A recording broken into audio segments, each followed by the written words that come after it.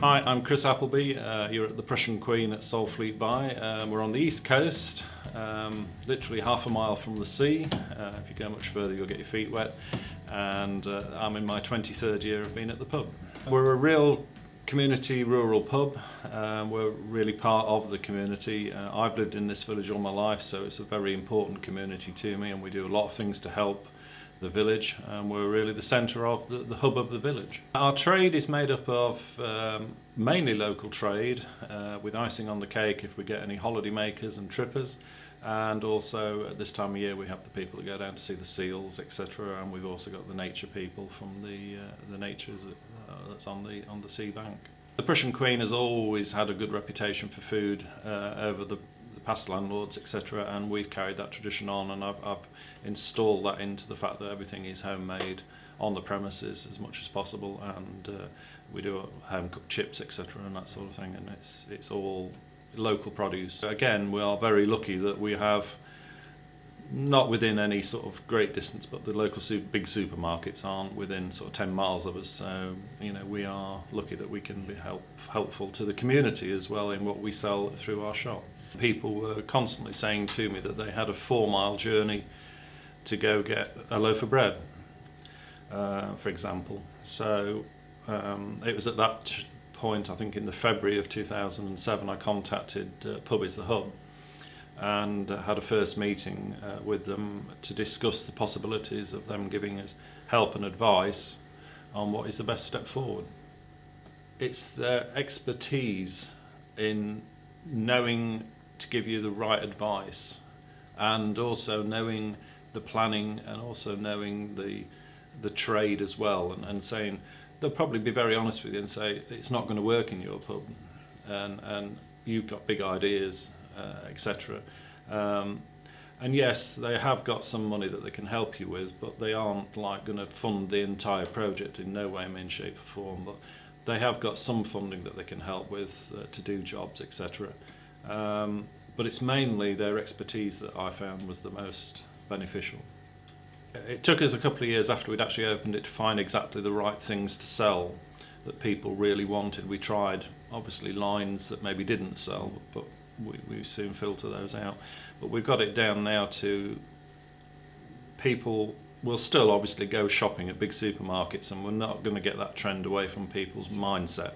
But what we are here for the people that require bread, milk, all the daily essentials that you think, damn, I've run out of.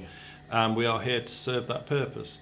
And we're not here to rip people off, we're here to provide the service, and to so people can come here rather than at 10 o'clock at night and come for a bag of sugar or a bag of icing sugar or toilet rolls, etc. When we had the original idea of putting a shop in the pub, we contacted Pub is the Hub, and they sent out Hugh Wilson, who has had a tremendous amount of knowledge of working in pubs, and basically he came along and changed my plan totally, because he said, well, what about this? And I'd never considered the idea of having the bar in the centre of the shop. I had the idea of the shop behind the bar, whereas we would serve the customer, sort of thing, a bit like open all hours. Whereas Hugh said, if we do it this way, the customer can serve themselves, and it's more in the hub of the pub, if you know what I mean. And so basically, he came along and altered all our plans, but he came along with a lot better plan, which I'd never ever considered. So Pub is the Hub really, with their expertise, made the whole sort of like the plans and the way forward, and met with the planners and the design artists, etc. And they went through the whole stage with us, and it was fantastic. We found that people that use the shop are mainly regulars that use the pub anyway, and we found that we do get people come in on spec, or people that just come here for lunch and suddenly go, oh, you've got a shop, and they'll go in and they'll come out with £5 worth of bits and bobs that they've bought, because they're in suddenly the ideal opportunity to save them going elsewhere that they're going to have to call and buy somewhere else anyway. And then you do get that repeat business from them, because they think, well, we know where that is now, and it's getting people aware of the fact that you are selling these things. We've made our shop in the centre of the pub. It is literally the hub of the pub, if you know what I mean. It's the opposite of what their title is, but it's meant that we can serve on the bar with the same person who serves in the shop, although the people getting served in the shop can get served at a separate hatch, so that those that don't want to stand at the public bar can actually get served on their own. We looked at the time when we were doing the shop through Pub is the Hub, maybe to do a post office, etc. But it was the hours of the post office that weren't convenient to the time running, etc. The shop, as I say, has been an added bonus.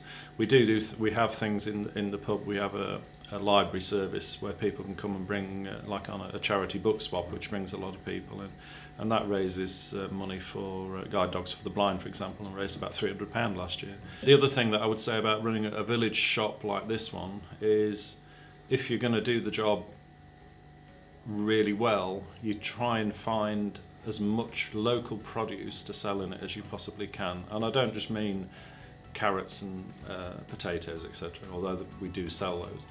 I'm on about a local bread supplier.